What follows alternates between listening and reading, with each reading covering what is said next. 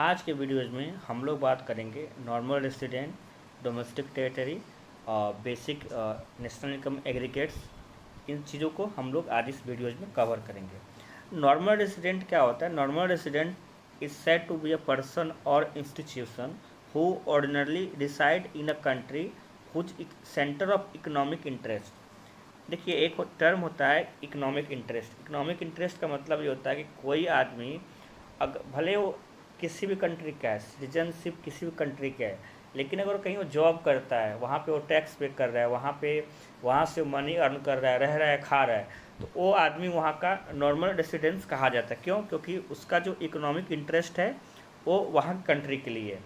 A person must reside in a country for 1 year or more than 1 year to become a normal resident of that country.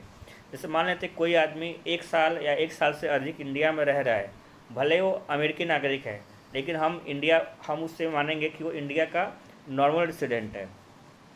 Normal resident क्या होता है? एक इंसान भी हो सकता है और एक इंस्टीट्यूशन भी हो सकता है। मतलब नॉर्मल रेसिडेंट सिर्फ एक इंसान ही नहीं होता है, कोई एक इंस्टीट्यूशन भी हो सकता है और इंसान भी। ठीक है। और यहाँ पे कहने का मतलब यह है, इकोनॉमिक इंटरेस्ट का मतलब क्या है कि वो आदमी वो अर्निंग कहाँ कर रहा है, कहाँ पे टैक्स पे कर रहा है, उसका वो चीज़ है। वो चीज़ें जिस कंट्री के साथ लाई करती है, तो वो आदमी उस कंट्री का क्या कहलाता है? Normal resident. ज़रूरी नहीं है कि कोई इंसान, कोई भी आदमी हो, ज़रूरी नहीं है कि नॉर्मल रेसिडेंट हो किसी कंट्री का, वो उसके पास उस कंट्री का सिटीजनशिप भी हो। जैसे मान लेते कोई आदमी इंडिया में जॉब कर रहा है, उसके पास सिटीजनशिप है यूएसए की, बट वो 1 साल से इंडिया में है, यहीं पे टैक्स पे कर रहा है, यहीं पे इनकम अर्न कर रहा है, यहीं पे स्पेंड कर रहा है, तो हम ये बोलेंगे कि वो यहाँ का क्या है? नॉर्मल रेसिडेंट है। बट सिटीजनशिप कहाँ की? उसके पास यूएसए की। वही लिखा हुआ है कि it is not necessary that normal resident of a country is also a citizen of that country. A person may be a normal resident of one country even when he is a citizen of the other country. जैसे example में in an India, एक कोई India का आदमी है जो USA में रह रहा है, बट उसके पास जो नागरिकता है वो इंडिया की है, बट वो यूएसए में रह के अर्न कर रहा है, टैक्स पे कर रहा है, तो हम बोलेंगे कि वो जो है वहाँ का नॉर्मल रेसिडेंट है। कहाँ का? यूएसए का। अब जैसे कि इंटरनेशनल ऑर्गेनाइजेशन होते हैं, जैसे WHO है, IMF है। ठीक है। जैसे कोई इंटरनेशनल ऑर्गेनाइजेशन है, लाइक एज IMF हो गया, WHO हो गया, तो क्या है कि हम उसको एज ए नॉर्मल रेसिडेंट उस कंट्री का ट्रीट नहीं करेंगे। ठीक है। अगर मान लेते उसके अंदर कोई हमारा इंडियन काम कर रहा है, तो वो इंडिया का एक नॉर्मल रेसिडेंट कहलाएगा। ठीक है। अब हम देखेंगे कि कौन कौन से मतलब लोग होते हैं जिनको हम लोग नॉर्मल रेसिडेंट नहीं कहते हैं। तो जैसे है कि कोई मान लेते विदेशी हमारे यहाँ घूमने के लिए आया, मेडिकल लीव पे आया और टूरिस्ट बन के आया, हॉलीडे पे है, पढ़ने के लिए आया, कॉन्फ्रेंस करने के लिए आया, खेलने के लिए आया, तो वो काउंट नहीं होगा हमारा नॉर्मल रेसिडेंट में। ठीक है। जैसे मान लेते कि कोई ऑयल, जैसे कहे तेल का कुआं मिला, वहाँ पे हम गए, मतलब रिफाइनरी लगी हुई है, वहाँ पे जो लोग काम कर रहे हैं, ठीक है, तो वो भी हमारे काउंट नहीं हो, वो NRI में काउंट नहीं होंगे। जैसे मान लेते हैं कि कोई बड़ी कंपनी है, मशीन मंगाई विदेश से, ठीक है, तो उसको इंस्टॉल करने के लिए कोई कर्मचारी आया, तो वो भी हमारे यहाँ नॉर्मल रेसिडेंट काउंट नहीं होगा। इनको हम लोग विदेशी ही काउंट करें। क्यों? क्योंकि ये जो हैं बस थोड़े दिन के लिए, मतलब लेस देन 1 ईयर्स के लिए आ रहे हैं। अगर 1 ईयर या 1 ईयर से ज़्यादा हो गया, 1 ईयर या 1 ईयर से ज़्यादा हो गया, तब हम बोलेंगे कि वो नॉर्मल रेसिडेंट है इंडिया का। लेकिन अगर लेस देन 1 ईयर है, अगर 1 ईयर है, तो उसको हम लोग नहीं काउंट करेंगे कि नॉर्मल रेसिडेंट ऑफ इंडिया है। ठीक है। All this people will be treated as foreigner as generally they stay for less than 1 year in the domestic territory of given country and their centre of economic interest does not lie in that country. मतलब 1 साल से कम समय के लिए भी है, लेकिन उसका जो इकोनॉमिक इंटरेस्ट लाई कहाँ कर रहा है? उस देश में जिस देश से वो यहाँ पे आया हुआ है शॉर्ट पीरियड के लिए। जैसे मान लेते हैं कि कुछ वैसे किसान हैं जिनकी ज़मीन क्या है? बॉर्डर पे है। मतलब जैसे मान लेते हैं कि ये इंडिया है, ये इंडिया हो गया और ये बॉर्डर है, यहाँ पे पाकिस्तान है। तो कुछ किसान इंडिया के ऐसे हैं जिनकी ज़मीन इधर पड़ रही है, बॉर्डर के उस पार। अब क्या होगा कि वो सुबह निकले खेत में और शाम को इंडिया वापस आ गए, तो उनको ऐसा हम नहीं बोलेंगे कि भाई तुम पाकिस्तानी, मतलब तुम पाकिस्तान के NRI, मतलब नॉर्मल रेसिडेंट हो। ठीक है। हम उसको कहाँ काउंट करेंगे, इंडिया। क्यों? क्योंकि वो इंडिया में स्टे कर रहा है। तो लिखा हुआ है कि border workers or person who cross the border between two countries daily or regularly in order to work in one country are the resident of the country in which they live, not of the country in which they are working. तो उसको हम पाकिस्तान का count नहीं करेंगे, उसको हम India का count करेंगे, ठीक है। Officials, diplomats and member of the armed forces of a foreign country are treated as the normal resident of the country to which they belong। ऐसा नहीं है कि मान लेते हैं कि अमेरिकी सैनिक आके इंडिया में, जैसे अमेरिका है, मान लेते हैं कि इंडिया में आके अपना एक अड्डा खोला हुआ है, जैसे बोलें कि उसका एक यहाँ पे बेस है, मिलिट्री बेस है, उसके सैनिक यहाँ पे आके रह रहे हैं इंडिया में, ठीक है। तो उसको हम इंडियन मतलब नहीं कहेंगे कि नॉर्मल रेसिडेंट है इंडिया का। क्यों? क्योंकि उसको सारा जो इकोनॉमिक इंटरेस्ट हो किसके लिए है, यूएसए के लिए। इकोनॉमिक इंटरेस्ट का मतलब ये होता है कि वो किस कंट्री के लिए मतलब काम कर रहा है, उसका मतलब सेंटर ऑफ इकोनॉमिक क्या है, वो कहाँ पैसा खर्च कर रहा है, कहाँ टैक्स पे कर रहा है, ये सारी चीज़ें। तो ये है कि ऑफिशियल्स वाले जितने भी हो गए ये उसी कंट्री के होंगे जिस कंट्री के हैं, ना कि जहाँ पे एम्प्लॉयड है, मतलब जहाँ पे फ़िलहाल रह रहे हैं, ठीक है। जैसे डिफरेंस है कि नॉर्मल रेसिडेंट ऑफ इंडिया और नॉन रेसिडेंट ऑफ इंडिया, ठीक है। Indian working in foreign embassies, अगर मान लेते हैं कि कोई इंडिया का आदमी है वो फॉरेन एम्बेसी में काम कर रहा है, तो वो इंडिया का नॉर्मल रेसिडेंट हो, ठीक है। Foreigners working in Indian embassy in Canada and Japan, अब मान लेते हैं कि इंडिया की एम्बेसी कहाँ है, कनाडा और जापान है, बट वहाँ पे कोई फॉरेनर काम कर रहा है, तो वो नॉर्मल रेसिडेंट इंडिया का नहीं कहलाएगा। Indian employed in World Health Organization located in India, तो कहाँ का नॉर्मल रेसिडेंट है, इंडिया का। Foreigners working in World Health Organization located in India, अब मान लेते हैं कि कोई फॉरेनर है जो इंडिया में WHO का ब्रांच है वहाँ पे आके काम कर रहा है, वो यहाँ इंडिया का नॉन रेसिडेंट नहीं कहला। क्यों? क्योंकि उसका जो इकोनॉमिक इंटरेस्ट है, इकोनॉमिक इंटरेस्ट वो कहाँ के लिए है, फॉरेन कंट्री के लिए, जहाँ पे वो रह रहा है, जहाँ पे वो है, न कि पोस्टेड है, वहाँ के लिए काउंट होगा। Local people working in the office of international monetary fund in India, अब मान लेते हैं कि दिल्ली में IMF का मुख्यालय और दिल्ली के लोग वहाँ काम कर रहे हैं, तो बीस बात तो इंडिया के नॉर्मल रेसिडेंट रहे। क्यों? क्योंकि यहीं पे सैलरी ले रहे हैं, यहीं पे खर्च कर रहे हैं, सब कुछ कर रहे हैं। अच्छा, उसके बाद है the German director of office of international monetary fund located in India, अब जर्मन डायरेक्टर हैं कि ऑफिस में वो कहाँ पे लोकेट कर रहा है, इंडिया में, तो काउंट नहीं होगा, Indian non resident of India में काउंट होगा, न कि नॉर्मल रेसिडेंट ऑफ इंडिया में। अब बोलें कि जैसे USA में हमारे एम्बेसडर्स हैं, पाकिस्तान में हमारे एम्बेसडर हैं, इंग्लैंड में हमारे एम्बेसडर हैं, तो वो जो हमारी एम्बेसी है जिस पार्ट पे जहाँ पे बनी हुई है वो इंडिया के डोमेस्टिक टेरिटरी है, तो वो इंडिया का काउंट होगा, ना कि इंग्लैंड का। तो वो जो एम्बेसडर हैं वो किसके मतलब नॉर्मल रेसिडेंट कहलाएंगे, इंडिया। क्यों? क्योंकि उनका सारा इकोनॉमिक इंटरेस्ट, पॉलिटिकल इंटरेस्ट किसके लिए, इंडिया के लिए। सेम चीज़ USA के एम्बेसडर हैं, इंडिया में पोस्टेड है, यहाँ पे उनको बनाया गया है, तो वो उनका सारा जो भी इकोनॉमिक इंटरेस्ट किसके लिए है, अमेरिका के लिए। तो अमेरिका के लिए काम कर रहे हैं, अमेरिका उनको सैलरी दे रहा है, वो वहाँ के लिए टैक्स पे कर रहे हैं, सारी चीज़ें उनके लिए कर रहे हैं, तो वो वहाँ के नॉर्मल रेसिडेंट कहलाएंगे, और हमारे क्या कहलाएंगे, नॉन रेसिडेंट ऑफ इंडिया कहलाएंगे। अब मान लेते हैं कोई फॉरेनर है जो इंडिया में 1 साल ज़्यादा समय से रह गया, ठीक है, स्टडी पर्पज़ से या मेडिकल पर्पज़ से, तो वो यहाँ का क्या कहलाएगा, नॉर्मल रेसिडेंट। क्यों? क्योंकि वो क्या कर रहा है, एक पैसा अर्न कर रहा है, जो भी है यहाँ पे खर्च कर रहा है, ठीक है। अच्छा, उसके बाद है कि अगर वो नॉन रेसिडेंट ऑफ इंडिया का है तो the foreigner A technical expert जो 1 साल से कम समय के लिए है, तो हम उसको बोलेंगे कि वो नॉन रेसिडेंट ऑफ इंडिया है। हम लोग कंसेप्ट समझते हैं कि डोमेस्टिक टेरिटरी क्या कहलाता है और पॉलिटिकल बाउंड्री क्या कहलाता है। जो पॉलिटिकल बाउंड्री हम उसको कहते हैं कि एक कंट्री का जो भी मतलब क्या कहते हैं, अगर हम मैप ले लें तो मैप में जो हमारे कंट्री के जितने भी बॉर्डर हैं वो हमारे कहलाते हैं पॉलिटिकल बाउंड्री। एक पर्टिकुलर बॉर्डर के अंदर की बाउंड्री को हम लोग कहते हैं पॉलिटिकल बाउंड्री। से देख सकते हैं कि इंडिया का जो ये मैप है, इस मैप के अंदर जो भी चीज़ ये सारा का सारा क्या है, पॉलिटिकल बाउंड्री है। लेकिन हम जब डोमेस्टिक टेरिटरी की बात करते हैं तो इसमें क्या होता है कि पॉलिटिकल बाउंड्री के अलावा अदर कंपोनेंट पे जुड़ जाते हैं। जैसे आप देख सकते हैं कि इंडिया की अगर हम बात करें पॉलिटिकल बाउंड्री की, डोमेस्टिक टेरिटरी की हम बात करें तो इतना पोर्शन है, कुछ हिस्सा समुद्र का भी हम लोग कवर कर रहे हैं, एयरवेज रूट का भी कवर कर रहे हैं। तो जब भी हम लोग बात करते हैं डोमेस्टिक टेरिटरी की, अगर बात करें, अगर हम लिखें यहाँ पे डोमेस्टिक टेरिटरी, तो ये हमेशा बड़ा होता है किससे, पॉलिटिकल बाउंड्री से, PD से बड़ा होता है। ध्यान रखिएगा, पॉलिटिकल बाउंड्री का मतलब ये होता है कि एक गिवन एरिया के अंदर का सारी चीज़ें। और हम जब बात करते हैं डोमेस्टिक टेरिटरी की, तो गिवन एरिया के अंदर प्लस अदर थिंग्स भी उसमें आ जाते हैं। देखते हैं क्या क्या है।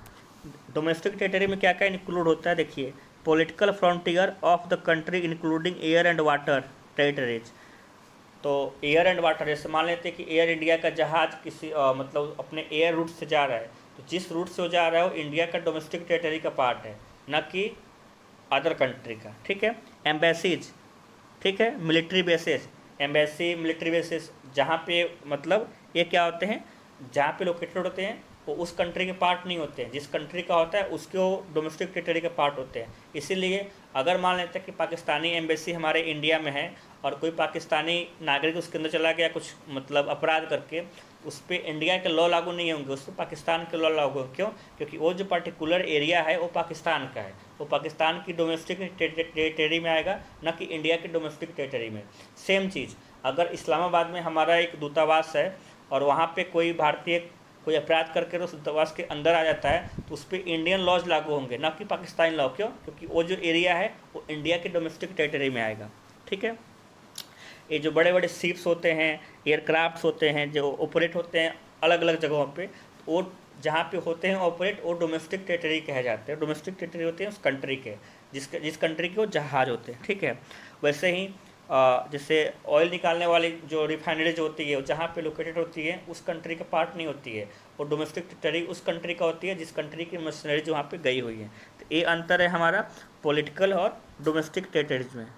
तो हमने देखा कि जो डोमेस्टिक टेरिटरी वाली चीज़ें हैं वो बड़ी कंसेप्ट है किससे, तो पॉलिटिकल बाउंड्रीज से। पॉलिटिकल बाउंड्रीज से वो कंसेप्ट हमारा बड़ा है, कौन? डोमेस्टिक टेरिटरी का। ठीक है। यह एक सवाल है कि इसमें बताना है कि identify whether the following would be treated as a normal resident of India. हम इसमें से किसको ट्रीट करेंगे? Normal resident of India. हम बता दें क्वेश्चन पढ़ के कि Indian citizen working in embassy of Japan located in India. आपको इसका आंसर देना कमेंट में। Japanese citizens working in embassy of Japan located in India. Indian citizens working in Indian embassy located in Japan. तो हमें बताना है कि हम किसको इसमें से ट्रीट करेंगे? नॉर्मल रेसिडेंट ऑफ इंडिया, किसको हम लोग मतलब ट्रीट करेंगे। ठीक है। इसका आपको आंसर देना है, कमेंट में ज़रूर दीजिएगा। अभी मैंने आपको फिगर के थ्रू समझाया था कि डोमेस्टिक टेरिटरी ऑफ कंट्री क्या क्या होता है, तो आप देख सकते हैं कि जो चीज़ें मैंने उस फिगर के थ्रू समझाने की कोशिश की है वही यहाँ लिखा गया है कि factor income generated during an accounting year with in the domestic territory of a country is called domestic income. तो डोमेस्टिक प्रोडक्ट करते हैं। We must therefore understand the concept of domestic territory. क्या क्या इसका है देख लेते हैं, इसमें क्या क्या आती हैं चीज़ें, कौन कौन से इसके क्या क्या इसमें लिखा हुआ देख लेते हैं। In common language the domestic territory of India is understood to be the territory of lying with the political frontier boundaries of a country but in national income. तो देखिए हम बोले थे ना कि पॉलिटिकल बाउंड्री तो हम इंक्लूड करते ही हैं, लेकिन जब हम लोग नेशनल इनकम की बात करते हैं तो क्या होता है कि डोमेस्टिक इनकम प्लस वो और भी इनकम जो हमारे देश के लोग बाहर से अर्न करके भेज रहे हैं वो भी इंक्लूड करते हैं। तो लिखा हुआ वही कि territory lying with the political frontier including क्या क्या चीज़ें हैं इसमें, वाटर वाली चीज़ें आती हैं जो मतलब हमारा टेरिटरी से वाटर का, ship and aircraft operated by resident of the country across the different part of the world. For example, Indian ship moving between Japan and Korea regularly or passenger the planes operated by Air India between England and Canada. ये जो है जो root है वो किसका part हो जाएगा? वो डोमेस्टिक टेरिटरी पार्ट होगा इंडिया का, मैंने पहले ही बताया था। अब देखिए यहाँ पे एक चीज़ नोट कर लिखा हुआ है कि इट में भी नोट देयर, क्या नोट लिखा हुआ है कि domestic territory does not refer to the area of ownership. हम बार बार कह रहे हैं कि इकोनॉमिक इंटरेस्ट की बात होती है, न कि हम मतलब उस पर हमारा मालिकाना हक है। अब हम बोले कि नहीं ये हमारा, हम सीधे सीधे जाकर उस पर कब्जा कर ले रहे हैं, नहीं, ऑनरशिप की बात नहीं होती है, बात होती है इकोनॉमिक इंटरेस्ट की। तो वही लिखा हुआ है कि does not refer to the area of ownership beyond political frontier of a nation, it only refer to areas. तो जो एरिया है उसमें, उस एरिया में जो हम लोग ऑपरेशन कर रहे हैं, लाइक एज हमारा एरोप्लेन आ रहा जा रहा है, हमारे वेसल्स क्या कर रहे हैं, वहाँ पे काम कर रहे हैं, समुद्र में तेल निकाल रहे हैं, तो वहाँ से क्या हो रहा है? इनकम जनरेट हो रहा है। तो वो हमारा डोमेस्टिक टेरिटरी के अंदर आता है, ठीक है। Fishing vessels, oil, natural gas rings जो भी हैं, floating platform operated by the resident of country in the international water or engage in extraction in India, मतलब जैसे गैस वगैरह है आप वहाँ से निकाल रहे हैं तो वो डोमेस्टिक टेरिटरी में इंक्लूड होता है।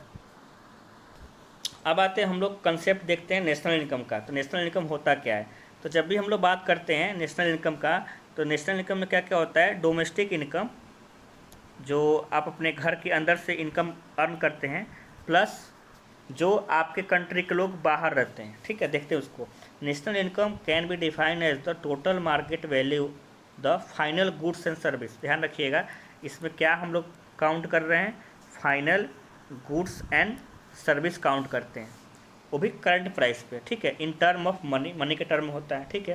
Produce with in a domestic territory. देखिए डोमेस्टिक टेरिटरी में क्या हो जाता है, political boundary plus other thing जो हमने अभी डिस्कस किया है, वो सारी चीज़ें मिलकर हमारा बनती है क्या, domestic territory.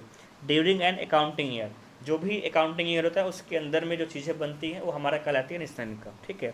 Concept of net factor income from abroad. अब देखते हैं इसका कुछ कंपोनेंट है क्या क्या है। देखिए नीफा का मतलब क्या होता है कि जैसे मान लेते हैं कि हमारे कंट्री के कुछ लोग फॉरेन में काम कर रहे हैं, ठीक है, हमारे कंट्री के लोग कुछ फॉरेन में काम कर रहे हैं, वैसे ही कुछ लोग जो होते फॉरेन के लोग होते हैं वो इंडिया में काम करते हैं। कहने का मतलब ये है कि एक होता है कि नेट इनकम फ्रॉम एब्रॉड और एक होता है नेट इनकम टू एब्रॉड, ठीक है। जो नेट इनकम फ्रॉम एब्रॉड होता है इसका मतलब होता है कि हमारे कंट्री के वो लोग जो बाहर काम कर रहे हैं वो बाहर से पैसा भेज रहे हैं, वो बाहर काम कर रहे हैं, बाहर से पैसा भेज रहे हैं। वैसे ही क्या होता है कि कुछ बाहरी लोग हमारे कंट्री में काम कर रहे हैं, वो भी यहाँ से पैसा अर्न करके अपनी कंट्री के में भेज रहे हैं। तो उस जो ये net factor income from abroad होता है, ये इन दोनों का डिफरेंस होता है। लिखा हुआ है कि net factor income from abroad, factor income earn from foreign minus factor income पे टू द फॉरेनर्स, कि हम फॉरेन से कितना अर्न कर रहे हैं और हम कितना फॉरेनर को पे कर रहे हैं, उन दोनों के बीच का जो डिफरेंस होता है वो हमारा क्या कहलाता है, NFIA, net factor income from abroad. तो जब भी हम लोग नेशनल इनकम NI और डोमेस्टिक इनकम DI की बात करेंगे तो इनके बीच का जो डिफरेंस होता है वो हमारा क्या होता है, NFIA होता है। ध्यान रखिएगा इस कंसेप्ट का कि नेशनल इनकम और डोमेस्टिक इनकम के बीच का डिफरेंस कहलाता है हमारा net factor income from abroad. वैसे ही अगर हम बात करें ग्रॉस डोमेस्टिक प्रोडक्ट की कि हमारा ग्रॉस डोमेस्टिक प्रोडक्ट क्या होता है, तो जैसे national income, gross domestic product क्या होता है, एक छोटा नैरो सा कंसेप्ट है। ग्रॉस डोमेस्टिक प्रोडक्ट के अंदर हम क्या बात करते हैं कि पॉलिटिकल बाउंड्री के अंदर, आपकी पॉलिटिकल बाउंड्री के अंदर जो भी चीज़ें करंट प्राइस प्रोड्यूस हो रही हैं, यानी फाइनल गुड्स एंड सर्विसेज जो करंट मार्केट प्राइस से प्रोड्यूस हो रही हैं, वो हमारा GDP कहलाती है। The gross domestic product can be defined as the sum of market value of all the final goods and services produce in the country during a specific period of time, generally 1 year. It is important to note that estimating, अच्छा इसको हम लोग क्या कहते हैं, इसको हम लोग GDP। तो अभी तक हमने क्या क्या देखा, नॉर्मल रेसिडेंट देखा, डोमेस्टिक टेरिटरी देखी, पॉलिटिकल बाउंड्रीज देखा, नेशनल इनकम का डेफिनेशन देखा, डोमेस्टिक इनकम का डेफिनेशन, GDP का डेफिनेशन देखा, और हमने ये देखा कि डोमेस्टिक इनकम और नेशनल इनकम के बीच में क्या फ़र्क है। अब आते हैं हम लोग एग्रीगेट्स की बात करेंगे। जब हम लोग नेशनल इनकम पढ़ रहे हैं तो इसके कुछ एग्रीगेट्स होते हैं। बेसिकली टोटल 8 एग्रीगेट्स होते हैं नेशनल इनकम में। वो कौन कौन से होते हैं हम लोग देखते हैं करके। पहला है ग्रॉस और नेट, दूसरा है डोमेस्टिक एंड नेशनल, तीसरा है प्रोडक्ट और चौथा है market price and factor cost. देखिए सबसे पहले आता है हमारा ग्रॉस। ग्रॉस का मतलब क्या होता है कि कोई चीज़ आप किस प्राइस पे परचेज कर रहे हैं। आपने कुछ परचेज किया, मान लेते हैं आपने बाइक परचेज किया 5 लाख की, ठीक है, वो आपकी ग्रॉस वैल्यू है, ठीक है, उसमें बहुत सारी चीज़ें आपकी इंक्लूडेड है, ठीक है, वो आपका क्या है, ग्रॉस वैल्यू है जिस चीज़ पे आप कोई चीज़ परचेज करते हैं। अब हम बात कर ले नेट का। तो नेट का मतलब क्या होता है कि उसकी रीसेल वैल्यू क्या है। अगर आपने मान लेते हैं कि आप आईफोन परचेज करिए, आप 1 महीना पहले आईफोन परचेज किए, अब उसको जाइए बेचने के लिए, तो 1 महीना पहले परचेज किए, वो हो गई ग्रॉस वैल्यू। अब उसको बेचने के लिए गए तो जो बेचिएगा उसको कहते हैं रीसेल वैल्यू। तो रीसेल वैल्यू जो मिलता है वो हमारा नेट होता है। अब देखिए, कोई भी मशीनरीज, कोई भी चीज़ें जब आप परचेज करते हो तो उसमें क्या होता है, वियर एंड टीयर होता है, टूट फूट होते रहता है, होता है ना। उसको हम लोग कहते हैं डिप्रिसिएशन। उसको क्या कहते हैं हम लोग, डिप्रिसिएशन। डिप्रिसिएशन का नाम क्या होता है, consumption of fixed capital, replacement cost of fixed capital, current replacement cost, इतने सारे उसके नाम होते हैं। अगर आपको डिप्रिसिएशन नहीं गिवन रहे तो आपको ये सारे नाम दिए रहेंगे। अब देखते हैं, जो हमारा ग्रॉस होता है और नेट होता है, ठीक है, इनके बीच का जो डिफरेंस होता है उसे हम लोग कहते हैं डिप्रिसिएशन। बेसिकली नेट जब आप बात करते हैं तो क्या होता है, रीसेल वैल्यू किसको कहते हैं, तो आपने कोई भी चीज़ यूज किया, आईफोन आपने 1 साल तक चलाया, आपकी यूटिलिटी मैक्सिमाइज हुई, तो अब जब आप उसको बेचेंगे तो क्या होगा कि 1 साल का कॉस्ट कटिंग हो जाएगा कि हाँ भाई ठीक है, इतना कट करके हमको पैसा दे रहे हैं। तो जो कट हो रहा है उसको हम लोग कहते हैं डिप्रिसिएशन, ठीक है। उससे क्या कहते हैं, हम लोग उसको कहते हैं डिप्रिसिएशन। तो जब भी आप ग्रॉस की बात करते हो तो इसमें क्या इंक्लूड होता है, डिप्रिसिएशन। और जब भी आप नेट की बात करते हो तो इसमें क्या घटता है, डिप्रिसिएशन। यानी हम ये कह सकते हैं कि ग्रॉस और नेट के बीच का डिफरेंस क्या होता है, डिप्रिसिएशन। आपको ग्रॉस से नेट पे जाना है, जी से एन जाना है, तो आप माइनस डिप्रिसिएशन कर रहे हैं। आपको नेट से ग्रॉस पे आना है तो आप क्या कर रहे हैं, प्लस डिप्रिसिएशन कर रहे हैं।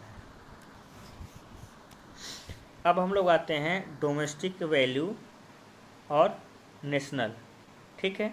हमने 8 कंसेप्ट आपको बताए थे, तो 8 एग्रीगेट में दूसरा हम लोग बात करेंगे डोमेस्टिक और नेशनल का। किसका, डोमेस्टिक और नेशनल की। अब देखते हैं कि डोमेस्टिक क्या है और नेशनल क्या है। देखिए, डोमेस्टिक का मतलब ये होता है कि गिवन बाउंड्री के अंदर कोई चीज़ें प्रोड्यूस हो रही है। और जब हम नेशनल की बात करते हैं तो उसमें क्या होता है, नेशनल जो होता है एक ब्रॉडर कंसेप्ट होता है, उसमें फॉरेन इनकम को भी हम लोग इंक्लूड करते हैं, और डोमेस्टिक इनकम में कोई भी फॉरेन इनकम इंक्लूड नहीं होता है। तो जब भी हम लोग नेशनल की बात करते हैं तो इसमें हमारा क्या इंक्लूड रहता है, जो हमारा फॉरेन से इनकम आया हुआ रहता है, ठीक है। तो अगर हम बोलें कि नेशनल